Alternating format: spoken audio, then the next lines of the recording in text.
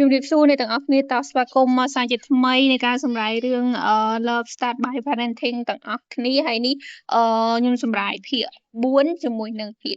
5តោះកុំឲ្យរងចាំយូរយើងចូលសាច់រឿងទាំងអស់គ្នាតួឯកស្រីរបស់យើងគឺផ្លឹកជាមួយនឹងសារដែលម៉ាក់គាត់ផ្ញើនឹងហ្មងរហូតដល់តួឯកប្រុសគាត់ហៅបានតួឯកស្រីរបស់យើងភ្ញាក់ដឹងខ្លួនមកវិញហើយម្យ៉ាងទៀតបើសិនជាគាត់យល់ព្រមលឿនពេកក៏អាចបណ្ដាលឲ្យមីនហូរបស់យើងទទួលការឈឺចាប់ផងដែរអញ្ចឹងក៏គាត់បាននិយាយថាគាត់សុំរយៈពេលគិតសិនហើយតួប្រុសរបស់យើងក៏ប្រាប់ថាអត់អីទេអាចគិតតាមស្រួលហើយសម្រាប់ចិត្តពេលណាអាចប្រាប់គាត់បានហើយគាត់ក៏ឲ្យកិច្ចសន្យាទៅតួស្រីយើងដើម្បីអានចំណែកឯជីហូយើងវិញនឹងគឺញ៉ាំគិតតែពីញ៉ាំហ្មងអត់ខ្វល់ពីណាគេចង់ធ្វើអីក៏ធ្វើទៅអីតួឯកស្រីថាតួប្រុសអាចទៅមុនបានគាត់ចាំដល់ជីហូយើងនឹងញ៉ាំឆ្អែតចាំបានគាត់ទៅតែតួឯកប្រុសយើងគឺអត់ទៅទេគាត់នៅចាំជីហូនឹងដែរហើយតួឯកប្រុសក៏បានបន្ថែមទៀតថាគាត់ចង់នៅមើលជីហូបន្ថែមទៀតព្រោះការអត់និយាយស្ដីរបស់មីនហូក៏អាចបណ្ដាលមកពីគាត់ដែរដោយសារតែគាត់អត់សូវនិយាយជាមួយនឹងមីនហូអញ្ចឹងគាត់ចង់នៅលេងជាមួយនឹងជីហូដើម្បីobserve មើលថាកូនក្មេងនឹងចរិតបែបម៉េចអីបែបម៉េចដើម្បីយក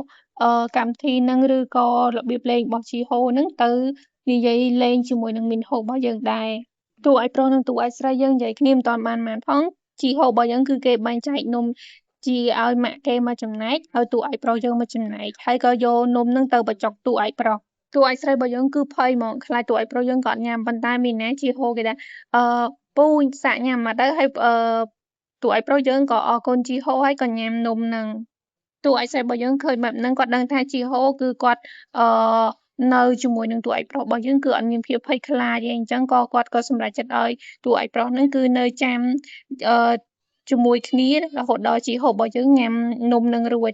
ហើយតួឯកស្រីរបស់យើងនិយាយបដាគឺសើចបដាគឺ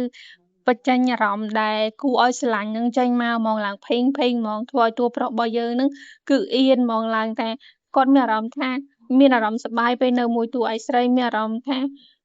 ទទួលអារម្មណ៍ដែលអត់ធ្លាប់ទទួលបានពីមុនមកហើយតួឯកប្រុសយើងក៏គិតក្នុងចិត្តទៀតថាហេតុអីបានជាគាត់ចូលចិត្តមើលតួឯកស្រីញញឹមហើយគាត់ក៏ចង់ឲ្យតួឯកស្រីរបស់យើងនឹងញញឹមរហូតដែរគាត់ចូលចិត្តការញញឹមរបស់តួឯកស្រីយើងមែនទែនហើយពេលញ៉ាំចប់គឺតួឯកស្រីបានប្រាប់ទៅជីហូថាកុំភ្លេចអរគុណលោកពូហើយជម្រាបលាលោកពូផងហើយជីហូរបស់យើងគឺហាមាត់ឡើងធំហ្មងគេថាអរគុណលោកពូសម្រាប់នំហើយគេក៏មានកាដូឲ្យ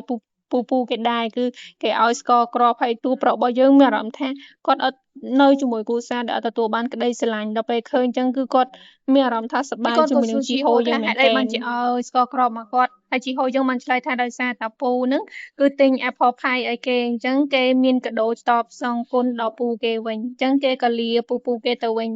ជាមួយនឹងម៉ាក់គេយ៉ាងសប្បាយរីករាយតែម្ដងអូខ្ញុំស្រឡាញ់កូននោះមែនតើឡងខ្ជូតហ្មងកូននឹងគឺ happy energy មែនតោះយើងបែកត្រឡប់មកផ្ទះតួឯកស្រីរបស់យើងវិញអញ្ចឹងបន្ទាប់ពីមកដល់ផ្ទះគាត់ក៏បានរៀបចំជីហូយើងឲ្យគេងមើលម្នាក់ទាំងអស់គ្នាមើលគាត់គេងក៏ខ្ជូតដែរព្រោះនៅក្បែរអីមកវាយហ្មងហើយ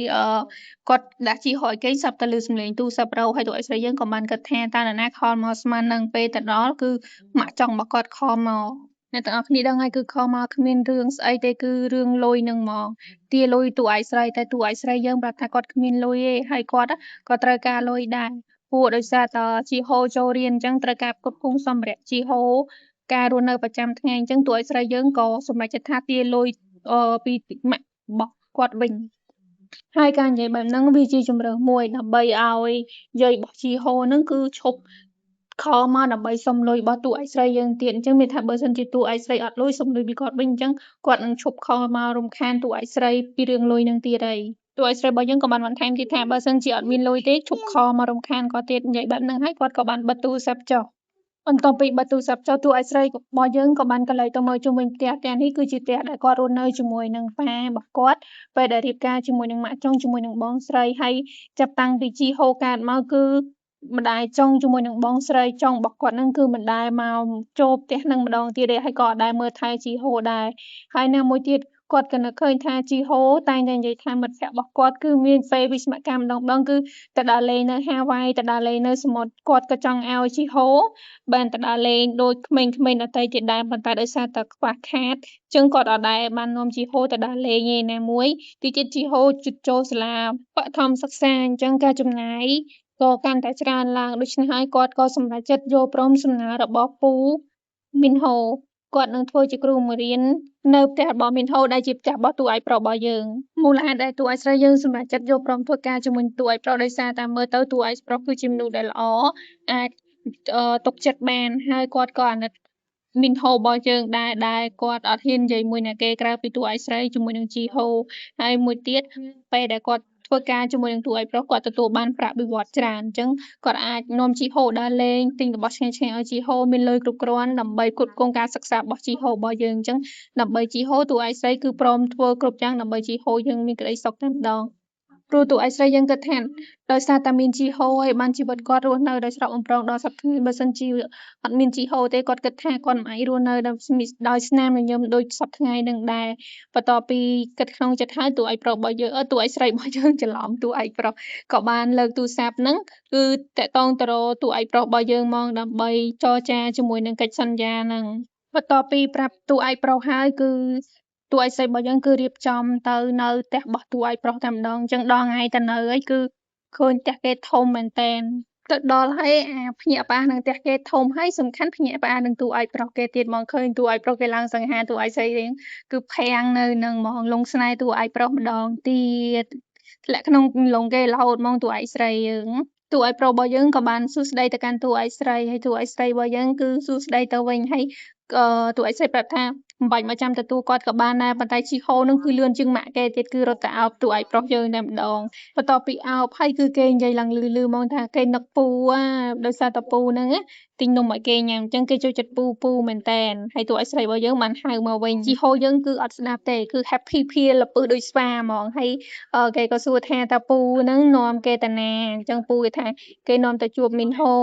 គាត់តែឮបែបហ្នឹងភ្លាមគេឡើងសប្បាយចិត្តគេថាយេឥឡូវគេបានទៅជួបមីនហូហើយគេថាលោកពូគឺជា favorite uncle ហ្មងជាសំណព្វចិត្តប៉ុន្តែគេថាទោះលោកពូជាសំណព្វចិត្តគេយ៉ាងណាក៏ដោយប៉ុន្តែនៅម៉ាក់គេនៅជា first favorite គេសំណព្វចិត្តលេខ1ដដែលថាបែបហ្នឹងហើយក៏ដឹកដៃតួឯកប្រុសនិងតួឯកស្រីរបស់យើងហ្នឹងគឺទៅផ្ទះរបស់ជីហូមិនមែនជីហូទេមីនហូអុយពីរនាក់ហ្នឹងវាឈ្មោះស្តៀងតែគ្នាខ្ញុំ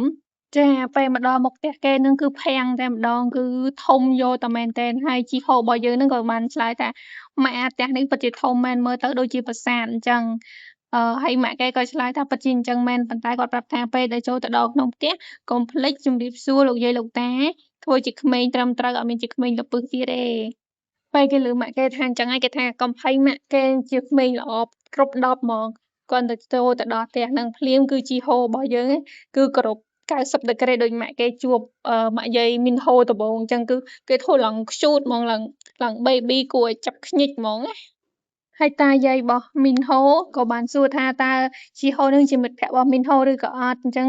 ជីហូគេឆ្លើយឡើងលឿនគេថាគេជាមិត្តភក្តិគេជា best friend របស់មីនហូហើយគេសួរថាមីនហូនៅណាគេចង់ទៅលេងជាមួយមានណាគាត់ប្រាប់ភ្លាមគឺរត់ទៅរកគេឡើងលឿនហ្មងអត់មានខ្វល់ពីណាម្នាក់សោះ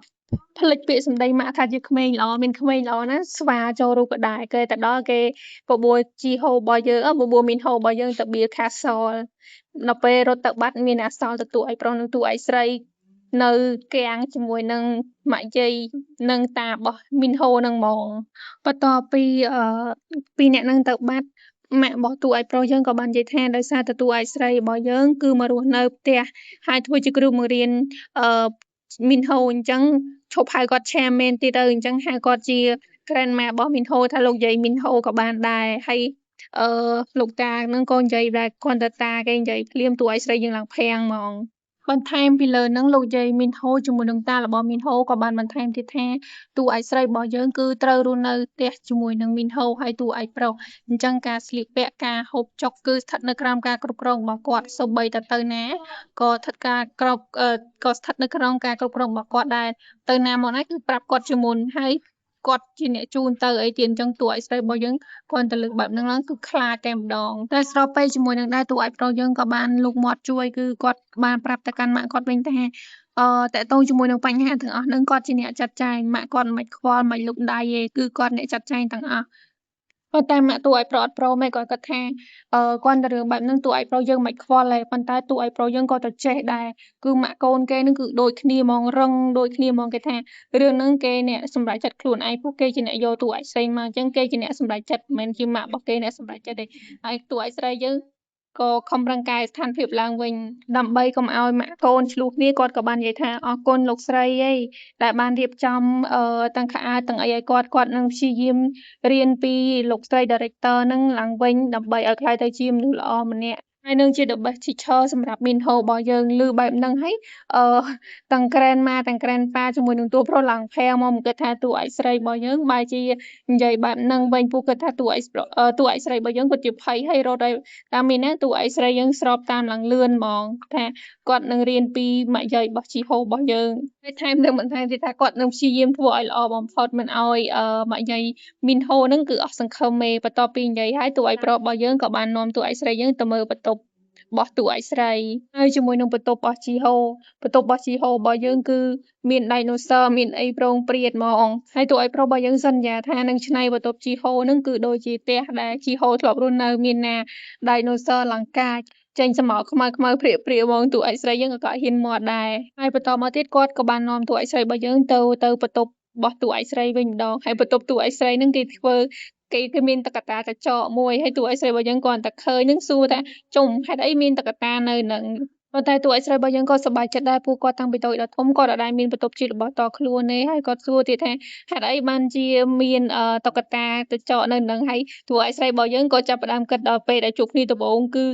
ពេលដែលអានរឿងកញ្ចក់ហ្នឹងគឺពូមីនហូទៅដល់ហ្នឹងគឺគាត់គិតថាពូមីនហូហ្នឹងគឺជាកញ្ចក់ហ្នឹងហ្មងតែតួឯកប្រុសយើងមិនមែនគិតអញ្ចឹងទេគាត់ថាគាត់ search តាម ChatGPT ហើយគាត់ដឹងតាមគេថាមនុស្សស្រីអាយុ20ជាងគឺចូលចិត្តតុក្កតាអញ្ចឹងគាត់មិនដឹងទិញអីឲ្យក៏គាត់ទិញតុក្កតាកញ្ចក់ហ្នឹងឲ្យដោយសារតែគាត់ថា cute ហើយគាត់ក៏បានសួរតួឯកស្រីយើងថាតើតុក្កតាហ្នឹង cute អត់តួឯកស្រីយើងអត់មានជំរើសមានតែឆ្លើយថា cute គាត់cute ហើយគាត់ក៏ស្រឡាញ់តុក្កតាហ្នឹងដែរតួឯកប្រុសគាត់ទៅលើបែបហ្នឹងគឺលងស្នេហ៍គេម្ដងទៀតតួឯកប្រុសឃើញបែបហ្នឹងក៏បាននិយាយថាពិតពីវាពិតជាល្អហើយដែលតួឯកស្រីរបស់យើងចូលចិត្តហើយ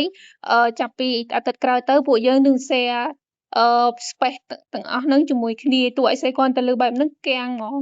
ដោយសារតែគាត់អត់ដឹងថាតួឯកប្រុសហ្នឹងគឺត្រូវស្នាក់នៅក្នុងផ្ទះហ្នឹងដែរហើយតួឯកប្រុសថាមានរឿងអីមែនមានបញ្ហាអីមែនបើសិនជានៅមួយគ្នាហ្នឹងហើយតួឯកស្រីហ្នឹងថាអត់អីទេហើយតួឯកប្រុសក៏សួរថាតើតួឯកស្រីរបស់យើងតែងតែយកព្រមជាមួយនឹងរឿងដែលគេសួរគ្រប់យ៉ាងហ្នឹងមែនគេតោះភាគ5របស់យើងចាប់តែប៉ុណ្្នឹងហើយចាំមើលថាសប្តាហ៍ក្រោយតើនឹងមានអីតទៅមុខទៀតពេលដែលតួឯកស្រីរបស់យើងរើមកនៅជាមួយនឹងតួឯកប្រុសអញ្ចឹងអរគុណសម្រាប់ការចូលចិត្តវីដេអូបាយបាយ